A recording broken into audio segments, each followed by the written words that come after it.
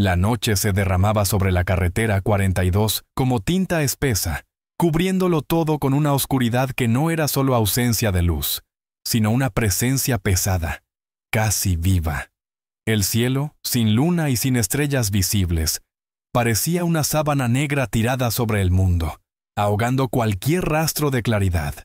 A ambos lados del asfalto, los árboles se alzaban como columnas torcidas, sus ramas susurrando entre sí cuando el viento las movía, como si estuvieran hablando de lo que estaban a punto de presenciar.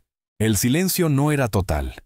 A lo lejos, algún insecto se atrevía a cantar, algún motor lejano dejaba un murmullo apagado. Pero sobre todo lo demás, dominando la escena, estaban las luces intermitentes de una patrulla policial, parpadeando en rojo y azul y cortando la oscuridad a golpes nerviosos. Cada destello pintaba la carretera, las hojas secas, las señales metálicas y el contorno pulcro de un sedán negro detenido al borde del camino. La radio del coche patrulla chisporroteó con un ruido sucio, seguido de una voz que intentaba sonar firme y sonaba claramente alterada. Unidad 3. Repito. Solicitamos refuerzos inmediatos en la carretera 42, kilómetro 37. Detención en curso. Situación irregular. La palabra irregular se quedó flotando en el aire, sin encontrar todavía una forma precisa. El oficial que había hablado soltó el transmisor, notando el sudor entre los dedos. Ajustó el cinturón, respiró hondo y miró a su compañero, apoyado en el capó del coche policial, la mandíbula apretada, la mirada fija en el sedán.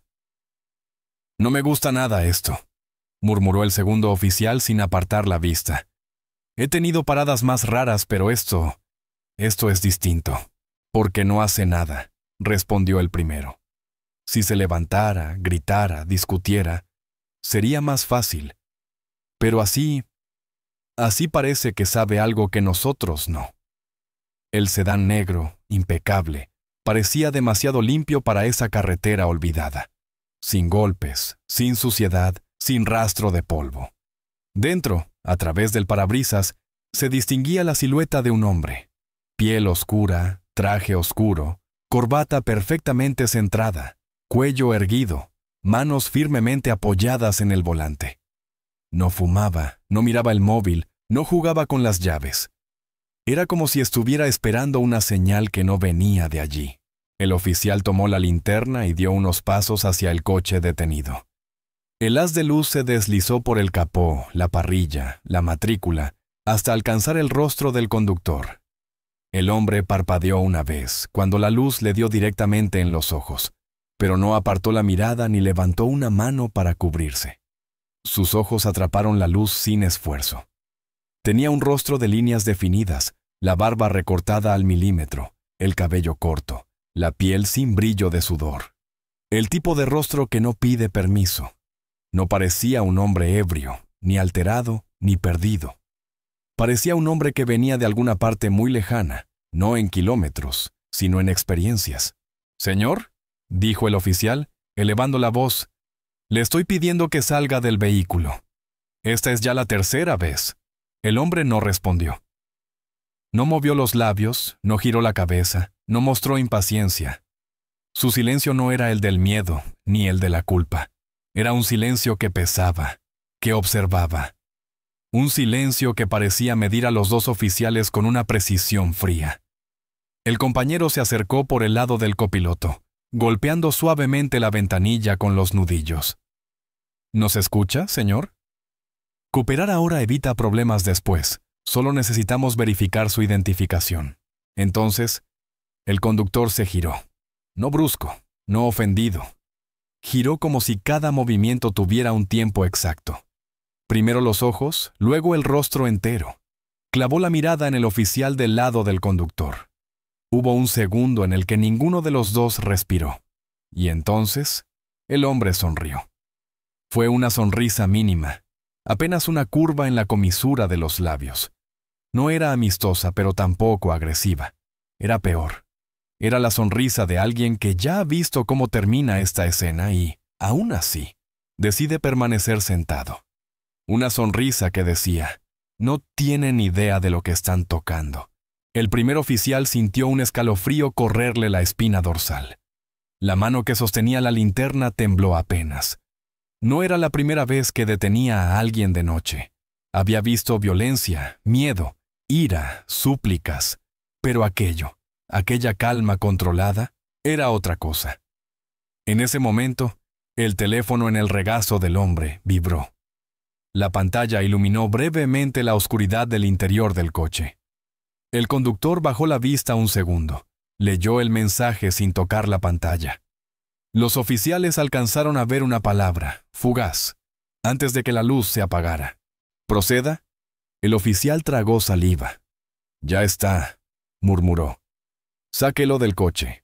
Ni siquiera sabía por qué esa palabra le había cambiado algo por dentro, pero lo había hecho. El compañero asintió, exhalando por la nariz, tratando de recuperar control. Se acercaron los dos al sedán. El primero tomó la manija y abrió la puerta del conductor con cierta brusquedad. El interior del coche olía a cuero, a perfume caro, a algo limpio y calculado. «Fuera del vehículo, señor», ordenó, alargando la mano para sujetar la muñeca del hombre. Ese gesto simple, esa mano rozando la piel, fue como pulsar un detonador invisible. Porque justo entonces, mucho más allá del campo de visión de los oficiales, el bosque a ambos lados de la carretera se llenó de luz. No rojo ni azul, sino blanco, denso, cortante. Los motores rugieron en la noche. 13 SUVs negras irrumpieron desde distintos ángulos, como sombras que habían estado esperando bajo los árboles. El sonido de los neumáticos mordiendo el asfalto retumbó en el pecho de todos. Las puertas de las SUVs se abrieron casi a la vez. Bajaron hombres de traje oscuro, cuerpos rectos, pasos coordinados, auriculares brillando bajo la luz. No gritaban, no se apresuraban. Se movían con la lentitud precisa de quienes saben que no necesitan correr para controlar una escena. «Suelte al señor Holt», dijo una voz grave, firme, desde el lado izquierdo. El oficial soltó la muñeca como si hubiera recibido una descarga. Se giró hacia quien había hablado. Un hombre alto, de rostro serio, sostenía una placa dorada con la mano enguantada. La levantó a la altura de los ojos del policía. «Departamento de Seguridad Diplomática Internacional», pronunció, sin añadir nada más. Las palabras cayeron como un bloque de hielo. El oficial apenas alcanzó a leerlas, pero entendió que estaba frente a algo por encima de cualquier manual que hubiera estudiado. Su compañero, detrás, dio un paso atrás instintivamente. El hombre del coche, ese hombre, salió finalmente, por su propia voluntad. Apoyó un pie en el asfalto, luego el otro, y se levantó con una calma que desarmaba. De cerca, imponía aún más. El traje le encajaba como una segunda piel. Su postura era impecable sin ser rígida. Sus ojos parecían observarlo todo, incluso lo que no se veía. «Señor Holt, ¿se encuentra bien?», preguntó uno de los agentes, acercándose a él con respeto. Ese nombre, Holt, rebotó en la mente de los policías. No lo reconocían, pero la forma en que los demás lo pronunciaban hacía que sonara importante, peligroso, necesario. «Estoy bien», respondió el hombre, pasando la mirada lentamente por los rostros de los oficiales. «Nada que no haya vivido antes». Esa frase, cargada de una historia que los policías no podían imaginar, los dejó mudos. Uno de los agentes rodeó el sedán, abrió la puerta trasera y tomó un maletín que descansaba sobre el asiento. Lo sujetó con ambas manos, como si llevara algo valioso y delicado. Un sello metálico adornaba la cerradura, con un emblema que los oficiales no supieron reconocer. «¿Tienen idea de lo que han detenido esta noche?», preguntó el jefe del equipo de seguridad, volviendo hacia los oficiales. El primero intentó hablar. «Solo seguíamos el procedimiento. Pedimos identificación. El documento parecía falso porque jamás han visto uno real de ese nivel», lo cortó el agente. «Lo que hicieron no fue solo un error. Pudo haber sido un incidente internacional». El oficial sintió que el mundo le caía encima, pero la voz del hombre, fría, seguía cortando el aire. Holt dio unos pasos hacia él. Sus zapatos brillaron bajo la luz. Se detuvo frente al oficial que lo había tocado. Le di varias oportunidades, dijo sin rencor pero sin suavidad. Pudo mirar mejor, pudo preguntar mejor, pudo escuchar mejor. No lo hizo. El policía sostuvo la mirada solo porque sabía que apartarla sería peor. Pensamos que tal vez llevaba documentos falsos, que estaba fingiendo ser alguien que no era, balbuceó. Holt lo estudió unos segundos. Esa es la ironía, susurró. Pasé la mitad de mi vida luchando para que me vieran como algo más que un estereotipo. Y hoy, aun cuando llevo más poder en un maletín que muchas instituciones juntas, siguen pensando que finjo. El silencio pesó kilómetros. El jefe del equipo de seguridad miró a Holt. Señor, el tiempo es crítico. El vuelo de enlace a Washington está programado en menos de 2 horas. Si perdemos ese avión, las conversaciones se complican. Lo sé, respondió él sin apartar la vista de los oficiales. Ya hemos perdido suficiente tiempo aquí. Se dio la vuelta, se dirigió hacia la subida del centro. Antes de subir, lanzó una última frase a los policías. No voy a denunciar esto. No habrá informe. No habrá escándalo. Pero recuerden algo. La próxima vez que vean a un hombre como yo en un coche como este, pregúntense si realmente quieren descubrir quién es empujándolo en lugar de escuchar. Subió a la SUV. Las puertas se cerraron con un golpe sordo. Los motores rugieron.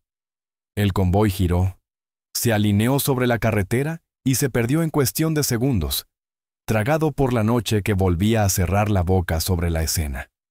Los oficiales se quedaron allí, de pie junto a su patrulla, con el destello rojo y azul todavía marcando el ritmo de sus respiraciones. ¿Qué demonios acabamos de hacer?, susurró el compañero. No lo sé, respondió el primero, sin quitar la vista del punto donde las SUVs habían desaparecido. Pero tengo la sensación de que si supiéramos la verdad completa, no dormiríamos en meses. Muy lejos ya de la carretera 42, dentro de la SUV central, Amari Holt miraba su reflejo en la ventanilla. La noche, al otro lado del cristal, devolvía la silueta de un hombre que parecía tallado en paciencia y cicatrices invisibles. El interior del coche olía a cuero, a electricidad, a trabajo incompleto. El agente sentado frente a él lo observaba de reojo. Señor Holt, dijo finalmente, ¿está seguro de que no deberíamos reportar lo que ha ocurrido?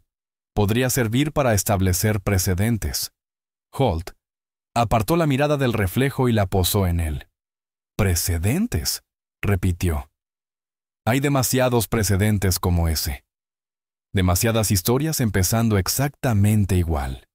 Nada cambiaría un reporte más. Pero ellos... Miró hacia la oscuridad, como si pudiera ver a los 2 oficiales aún. Ellos no lo van a olvidar. Y eso, a veces, vale más que un documento archivado. El vehículo avanzaba ahora por una autopista más ancha. Las luces lejanas de la ciudad se probaban en el horizonte, pequeñas chispas que anunciaban la civilización. ¿Le afecta, señor?, preguntó el agente, con cautela. Quiero decir esto. Ser detenido así. Otra vez. Holt esbozó algo parecido a una sonrisa cansada. No es la primera vez, admitió. Ni la peor. Miró sus propias manos, grandes, firmes, oscuras. La primera vez tenía 17 años. Caminaba hacia mi casa con una mochila llena de libros. Filosofía, historia, política. Nada más peligroso que papel y tinta. Me hicieron apoyar las manos contra una pared mientras revisaban mis cosas. Decían que coincidía con la descripción. La descripción nunca tenía rostro, solo color. Sus ojos se perdieron unos segundos en un recuerdo que nadie más veía. Cuando me soltaron, uno de ellos me dijo que no me lo tomara personal, que estaban haciendo su trabajo. Esa noche, en mi habitación, prometí que si el mundo insistía en ponerme un papel que no era mío, al menos yo decidiría cómo se escribiría. El agente asintió lentamente. Y ahora está aquí, señor. con maletines que deciden si dos países se matan o no. Y aún así, respondió Holt, para algunos sigo siendo solo un hombre negro en un coche caro a medianoche. No había amargura en su tono, solo constatación. Una verdad recitada tantas veces que había dejado de dolerle igual, pero nunca del todo. El conductor habló desde delante. Señor, la torre de control confirma el despegue en hora. Si todo va según el plan, aterrizaremos con margen para una reunión preliminar antes de la firma. Holt apoyó la cabeza en el respaldo. Nada va según el plan en este trabajo, dijo. Pero avancemos. La ciudad se acercaba, extendiendo su red de luces y sombras, edificios oficiales, avenidas anchas, monumentos que brillaban bajo focos estratégicos. Washington no dormía, la superficie nunca dormía. Los verdaderos silencios estaban ocultos en salas cerradas, detrás de puertas insonorizadas donde las palabras valían más que cualquier arma. El convoy tomó una salida, luego otra, descendiendo hacia la zona del aeropuerto. A través de la ventana, Holt vio filas de aviones, luces recorriendo pistas, vehículos pequeños moviéndose como insectos organizados. La SUV se dirigió a una entrada separada, lejos de las terminales abarrotadas. ¿Quiere repasar los puntos clave del acuerdo, señor?, preguntó otro de los agentes, sosteniendo una carpeta gruesa. Holt negó con la cabeza. No necesito más palabras en mi cabeza. Las que ya están son suficientes para ahogarme. Prefiero escuchar la mentira en directo, no en papel. El agente bajó la carpeta respetando el límite. Mientras el vehículo se detenía junto a un acceso privado al hangar, Holt volvió a mirar por la ventana. Por un momento, en el reflejo, no vio al diplomático. Vio al chico con mochila, apoyado contra la pared fría de un callejón, respirando despacio para no llorar. Vio al estudiante que decidió leer más de lo que le recomendaban, hacer más preguntas de las que toleraban. Vio al joven que descubrió que hablar el idioma del poder era la única forma de reescribir lo que el poder daba por sentado. El motor se apagó. Las puertas se abrieron. El aire nocturno del aeropuerto era distinto. Olía a combustible, a metal, a distancia, a partida. Holt bajó. El jefe del equipo lo acompañó hacia las escaleras que llevaban a un avión pequeño, discreto, sin logotipos llamativos. «Señor», dijo el agente, «pase lo que pase en esa reunión. Algunos ya sabemos qué hizo esta noche, lo que no hizo también, y eso importa». Holt lo miró un segundo, luego asintió. Nadie escribe libros sobre las noches en que alguien decide no apretar un gatillo, o no firmar un papel, o no humillar a un desconocido. Pero son esas noches las que sostienen el mundo. Subió los escalones. Al llegar arriba, se detuvo un momento, mirando el interior del avión vacío, el pasillo estrecho, los asientos de cuero.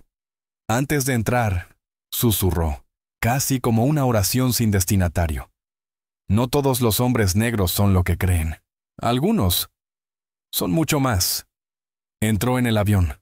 La puerta se cerró. Los motores comenzaron a despertar. El mundo siguió girando. En la carretera 42, las luces de la patrulla se apagaron finalmente. Los oficiales escribían un informe incompleto, sin nombres, sin detalles, disfrazando la vergüenza de tecnicismo. Pero esa noche se había quedado pegada a sus huesos. En sus sueños, durante años, verían un sedán negro detenido bajo luces rojas y azules, y un hombre que no gritó, no suplicó, no se defendió. Solo los miró. Solo esperó. Y les mostró, sin decirlo, que el poder no siempre lleva uniforme. Porque algunas historias negras no buscan tu compasión, buscan tu atención. Y cuando la consiguen, no hacen ruido. Simplemente cambian algo dentro de ti. Y después, sin pedir permiso, siguen su camino.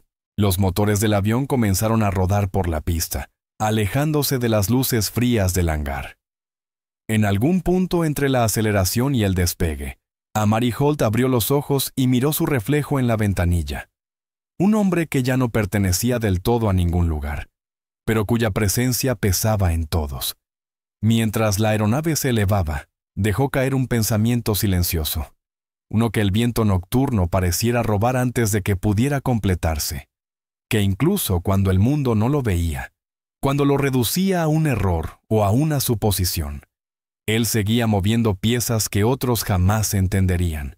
Y así, mientras la ciudad se hacía pequeña abajo, Amari comprendió que esa noche no había terminado, solo había cambiado de escenario.